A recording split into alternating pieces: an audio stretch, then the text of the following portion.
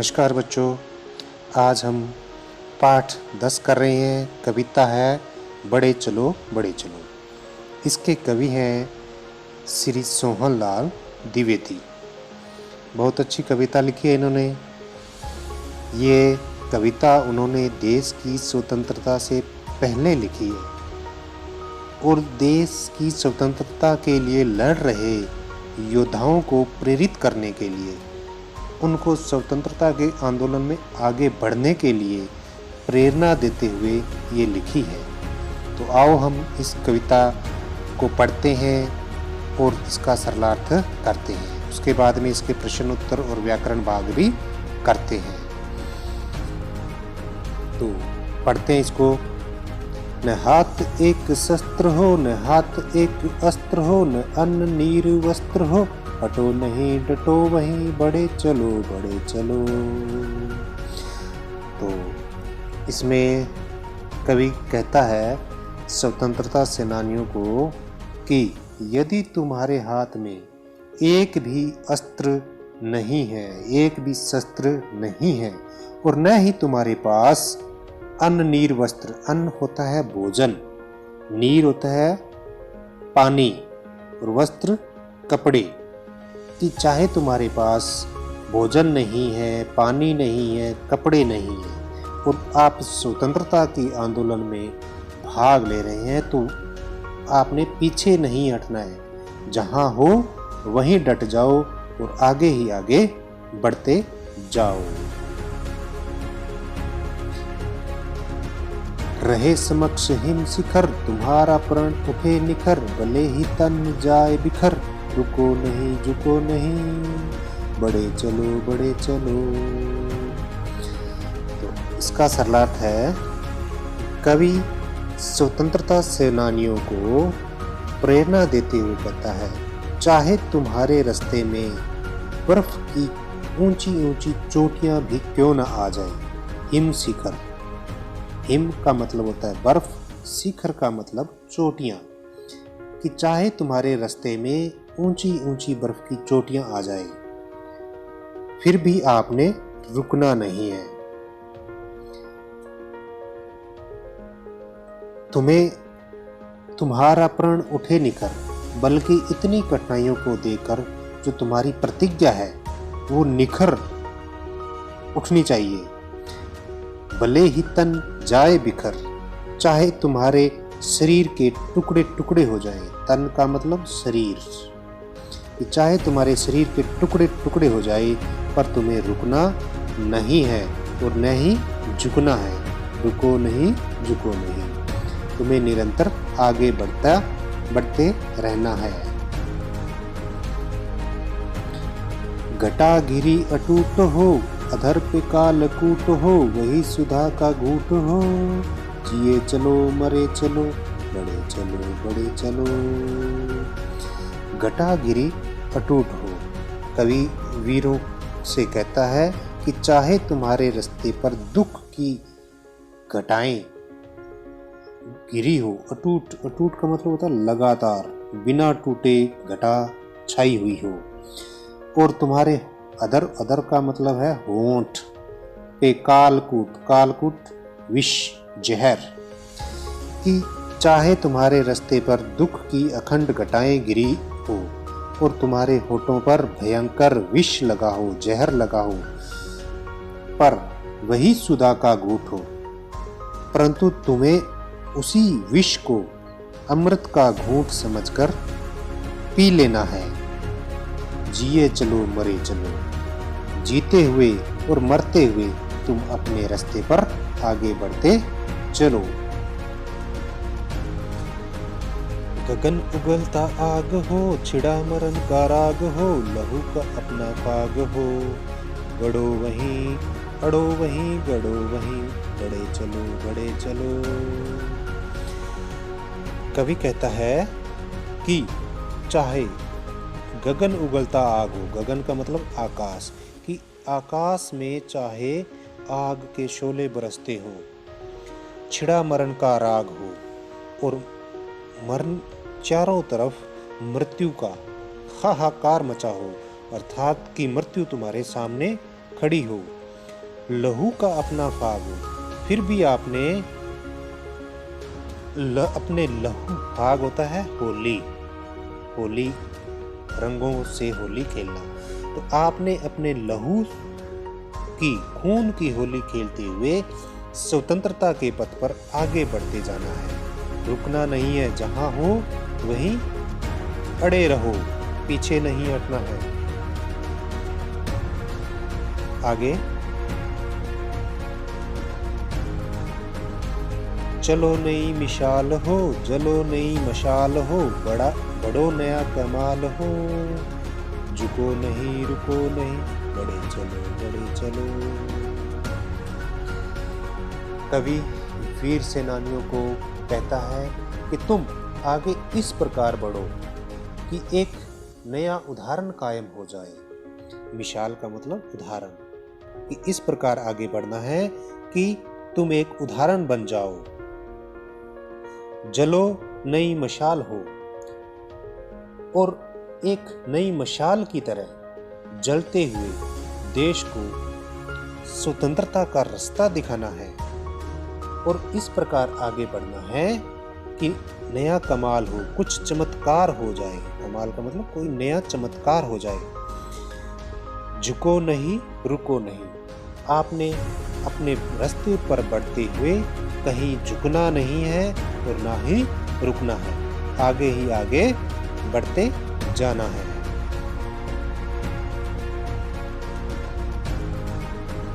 अशेष रक्त तोल दो, स्वतंत्रता का मोल दो, कड़ी युगों की खोल दो, डरो नहीं मरो वहीं, बड़े चलो बड़े चलो।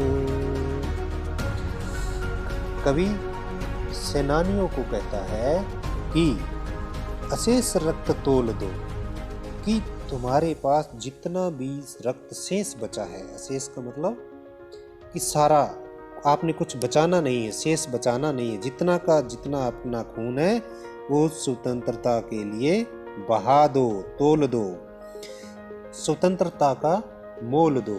हे वीरो, अपने शरीर का सारा रक्त तुम देश पर न्योछावर कर दो, इस प्रकार आजादी की कीमत चुका दो, स्वतंत्रता का मोल दो कि उसकी कीमत चुका दो, कड़ी युगों की खोल दो, और सदियों से पड़ी भारत के पैरों में गुलामी की जंजीरों को तोड़ दो। कड़ी जंजीर, युगों सदियों से जो भारत गुलामी की बेड़ियों में जकड़ा हुआ है उसको तुम खोल दो। डरो नहीं मरो वहीं, कि आप डरो नहीं और शहीद हो जाओ, मरो वहीं मतलब वहीं शहीद हो जाओ, बड़े चलो बड़े चलो। पहला जो प्रश्न है, पंजाबी शब्दों को हिंदी में लिखना है। शस्त्र शस्त्र, अस्त्र अस्त्र, अटूट अटूट, मिसाल या उदाहरण मिसाल उदाहरण। प्रश्न 2 भी इसी प्रकार का है, पंजाबी शब्दों को हिंदी में क्या कहते हैं वो लिखना है। बर्फानी चोटी, हिम शिखर, हिम का मतलब बर्फ, शिखर का मतलब चोटी। होंठ या बुल, अधर। अमृत सुधा, जहर कालकूट। होली फाग, आजादी स्वतंत्रता। प्रश्न 3 जो है 1-2 वाक्यों में उत्तर देना है। तो पहला प्रश्न है, कवि किन्हें आगे बढ़ने के लिए प्रेरित कर रहा है? कोष्टक में दिए गए संकेतों पर निशान लगाएं। ये जो हमें दिए गए हैं इन पर हमने निशान लगाना है। तो किन्हें? बालकों को, युवाओं को, देशवासियों को या स्वतंत्रता सेनानियों को? तो कवि स्वतंत्रता सेनानियों को आगे बढ़ने की प्रेरणा दे रहा है। प्रश्न ख, कवि अस्त्र और शस्त्र के बिना लड़ने का सुझाव क्यों देता है? उत्तर, कवि गांधीवादी विचारों का समर्थक है। गांधीवादी मतलब अहिंसावादी था, अतः वह बिना अस्त्र और शस्त्रों के लड़ने का सुझाव देता है, जैसे सत्य, अहिंसा और प्रेम गांधी जी के शस्त्र थे। प्रश्न 3, यह कविता देश के आज़ाद होने से पहले लिखी गई थी या बाद में? तो बच्चों, ये हमने कविता पढ़ी है वो देश को आज़ाद करवाने के लिए लिखी गई है, तो ये कविता देश की आज़ादी से पहले लिखी गई है। प्रश्न 4, 4-5 वाक्यों में उत्तर दो। कवि अपने पाठकों को मशाल बनकर जलने की प्रेरणा क्यों देता है? उत्तर, कवि स्वतंत्रता सेनानियों को मशाल बनकर जलने की प्रेरणा इसलिए देता है ताकि आज़ादी के रास्ते का अंधकार दूर हो सके, देश के अन्य लोग भी कदम से कदम मिलाकर देश की स्वतंत्रता के आंदोलन में भाग ले सके। मशाल बनकर जलने वाला सबकी प्रेरणा का स्रोत बन जाता है।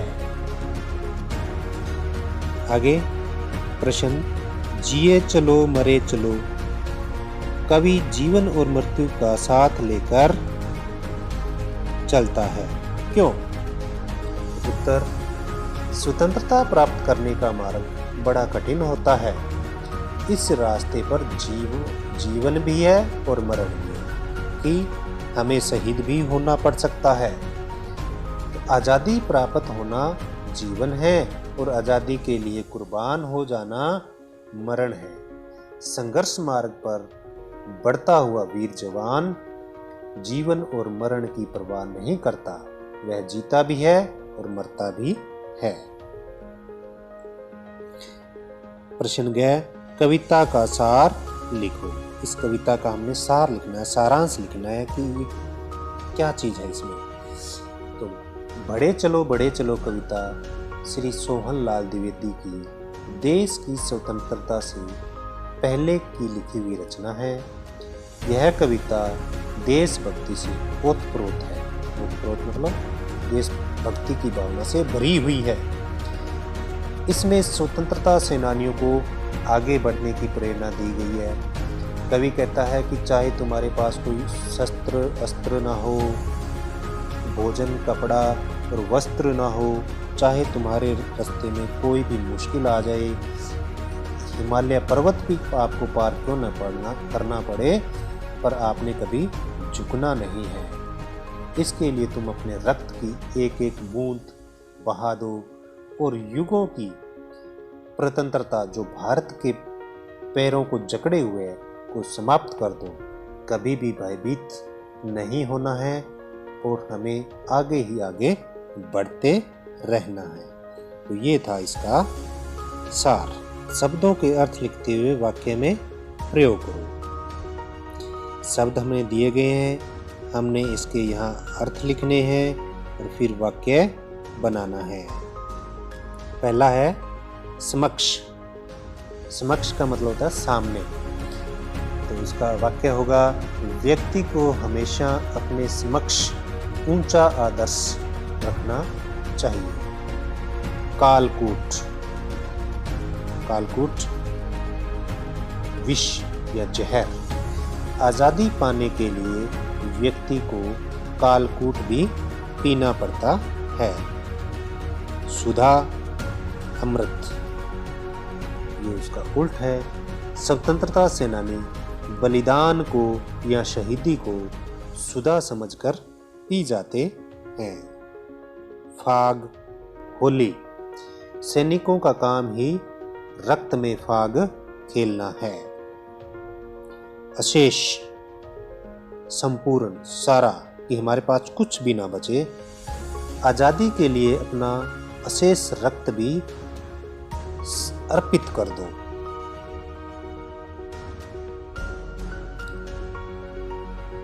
प्रश्न नंबर 6, विपरीतार्थक शब्द लिखो। स्वतंत्रता, प्रतंत्रता, मरण, जीवन, कालकूट, सुधा,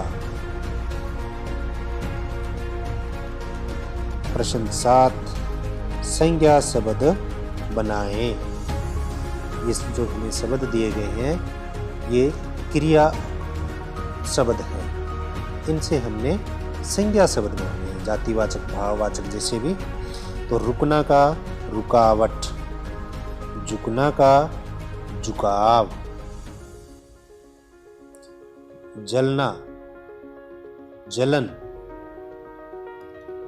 निखरना निखार और बिखरना बिखराव।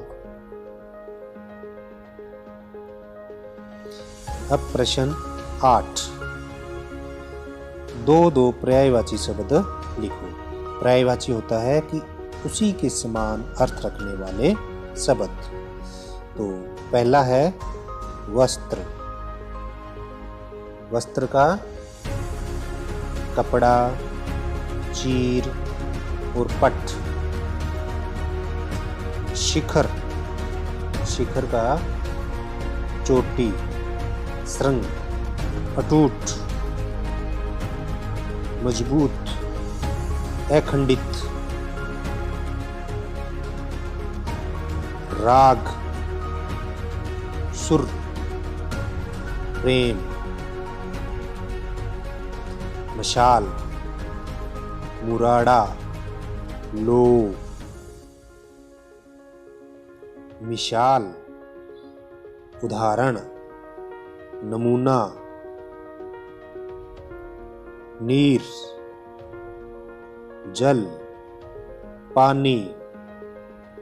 तो ये था हमारा पाठ 10 कविता बड़े चलो बड़े चलो। उम्मीद करता हूँ आपको ये कविता समझ में आ गई होगी। धन्यवाद।